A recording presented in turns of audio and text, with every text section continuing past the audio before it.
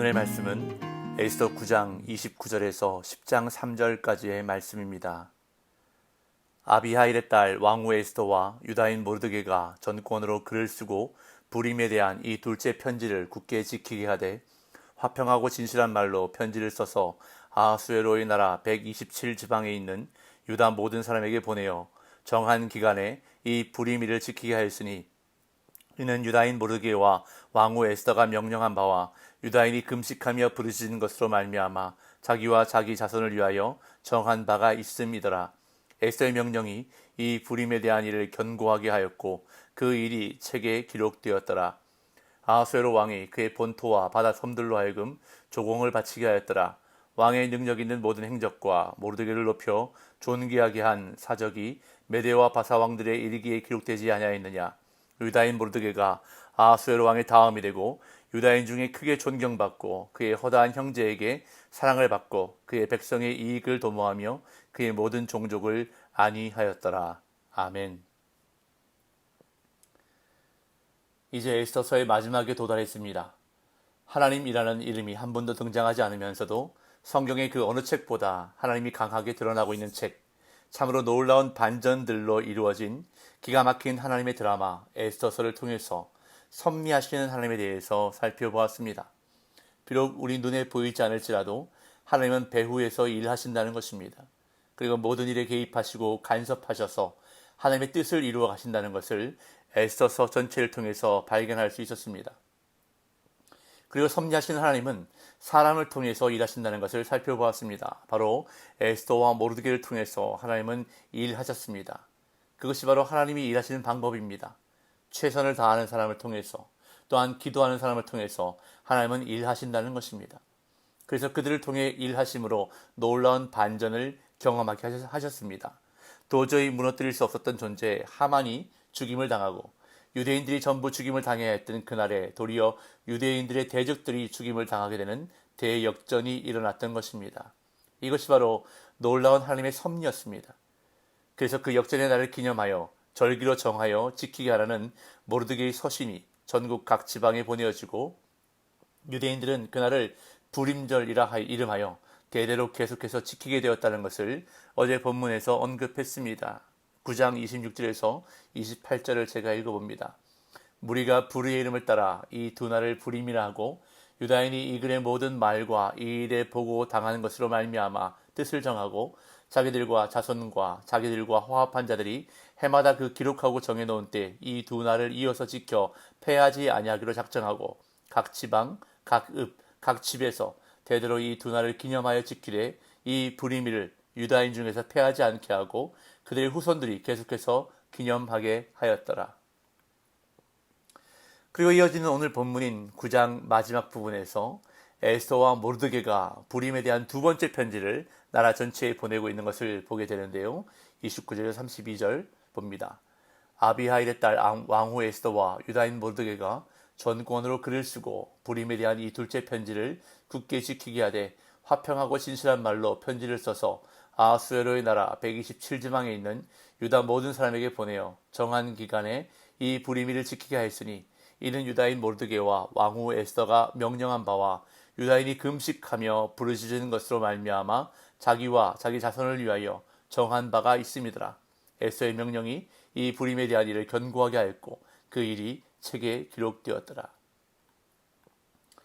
어제 본문인 20절에서 모르드게가 왕국 전체의 유다인에게 불임절에 관한 글을 보냈는데 이제 에스더와 모르드게가 불임에 대한 둘째 편지를 왕국 전체에 보내고 있습니다.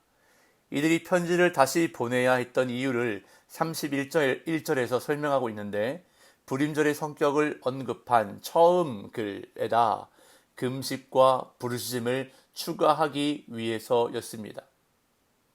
이는 유다인 모르드게와 왕후 에스더가 명령한 바와 유다인이 금식하며 부르짖은 것으로 말미암아 시간이 흐르면서 불임절의 출발이점이 되었던 유다인의 금식과 부르짖음이 사라지고 승리의 기쁨만 나누며 방종에 빠지는 반쪽짜리 축제가 될 가능성이 있었기 때문에 에스더와 모르드게는 이러한 내용을 담아 두 번째 편지를 보내게 된 것입니다. 자, 이렇게 해서 9장이 끝이 납니다. 사실 스토리상으로 볼 때 에스더서는 이렇게 그 일이 책에 기록되었더라 하고 끝나는 것이 자연스럽습니다. 그런데 에스더서는 이렇게 끝나지 않습니다. 9장에 이어서 10장이 등장하는데 내용을 보면 어색합니다. 뭔가 좀 부자연스러워 보입니다. 이야기는 다 끝이 났는데 갑자기 아하수에로 왕이 조공을 받았다는 것과 모르드게가 높아졌다는 것이 겨우 3절 더 나오고 있습니다. 이것이 10장 전부인데요. 10장 1절 3절 보겠습니다. 아하수에로 왕이 그의 본토와 바다 섬들로 하여금 조공을 바치게 하였더라. 왕의 능력 있는 모든 행적과 모르드게를 높여 존귀하게 한 사적이 메대와 바사 왕들의 일기에 기록되지 아니하였느냐. 유다인 모르드게가 아하수에로 왕의 다음이 되고 유다인 중에 크게 존경받고 그의 허다한 형제에게 사랑을 받고 그의 백성의 이익을 도모하며 그의 모든 종족을 안위하였더라. 그래서 어떤 사람들은 이 10장이 후대에 첨가되었다고 주장하기도 합니다. 불임절에 관한 이야기가 다 끝이 났는데 그것과 상관없는 듯한 이야기가 기록되어 있다는 것입니다. 그래서 누군가 후대에 이것을 덧붙여 놓은 것이 아닌가라고 주장하기도 합니다. 그런데 여기에 분명한 하나님의 의도하심이 있다는 것입니다. 하나님은 불임절에 관한 사건의 마무리로 에스더 이야기를 마치지 않고 모르드게를 존귀하게 하심으로 에스더 이야기를 마치십니다. 이것이 바로 하나님의 의도입니다. 하나님은 하나님의 사람을 높이시는 것으로 존귀하게 하심으로 일을 마치신다는 것입니다. 에스더서에서 하나님께 쓰임받은 에스더와 모르드게를 하나님은 그냥 두지 않으셨습니다. 사건이 다 마무리된 뒤에 하나님은 이들을 존귀하게 높이셨습니다. 이것이 바로 하나님의 일하시는 모습입니다. 하나님은 에스더와 모르드게를 존귀하게 하시는데 먼저 에스더는 이미 페르시아의 왕후가 되어 있었지만 이제 더 이상 그저 유명무실한 왕후가 아니었습니다. 아까 보았던 9장 32절을 보십시오. 불임절에 관해 전국에 명령이 내려지는데 그것이 에스더의 명령이었다고 성경은 강조하며 기록하고 있습니다. 32절을 다시 읽겠습니다. 에스더의 명령이 이 불임에 대한 일을 견고하게 하였고 그 일이 책에 기록되었더라. 에스더는 전국에 명령을 내리는 왕후가 된 것입니다. 하나님께서 에스더를 이렇게 존귀하게 높이신 것입니다. 그리고 모르드게도 높이셨습니다. 자, 그렇다면 여기서 이런 의문이 들죠. 그럼 그냥 9장에 다 기록하면 될 것을 왜 10장에 따로 기록했을까? 이것은 에스더서를 기록한 저자의 문학적인 표현 방법이라 할 수 있습니다. 에스더서의 저자는 처음과 마지막을 비슷하게 만들어 놓았습니다. 에스더서 1장이 어떻게 시작하고 있습니까? 페르시아 왕국이 얼마나 크고 아하수에로 왕이 얼마나 위대한지를 이야기하면서 시작했습니다. 에스더 1장 1절 이 일은 아하수에로 왕 때에 있었던 일이니 아하수에로는 인도로부터 구스까지 127지방을 다스리는 왕이라. 아하수에로 왕이 얼마나 위대한 왕인지 인도로부터 구스까지 다스린 왕이었다고 말하면서 에스더는 시작했습니다. 그런데 에스더를 마치면서 아하수에로 왕이 다스린 지역이 더 확대된 것을 보게 됩니다. 인도로부터 구스까지라고 하는 구체적인 경계를 넘어서서 본토와 바다 섬들이라고 하는 방대함을 표현합니다. 10장 1절 다시 읽습니다. 아하수에로 왕이 그의 본토와 바다 섬들로 하여금 조공을 바치게 하였더라. 에스더서의 저자는 이것을 이야기하고 싶은 것입니다.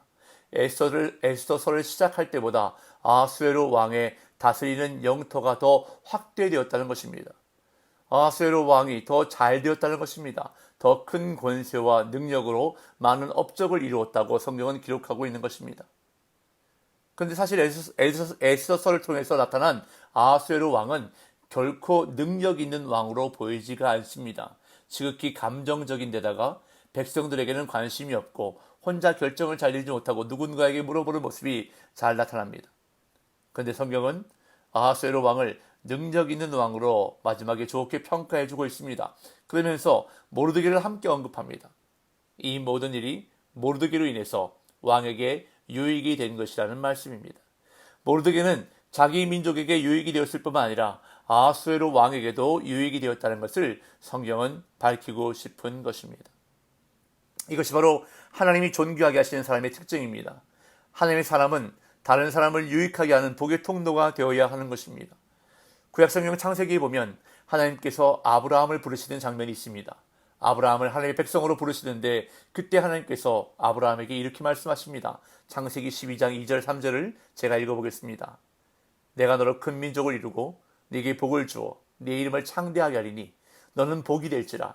너를 축복하는 자에게는 내가 복을 내리고 너를 저주하는 자에게는 내가 저주하리니 땅의 모든 족속이 너로 말미암아 복을 얻을 것이라 하신지라.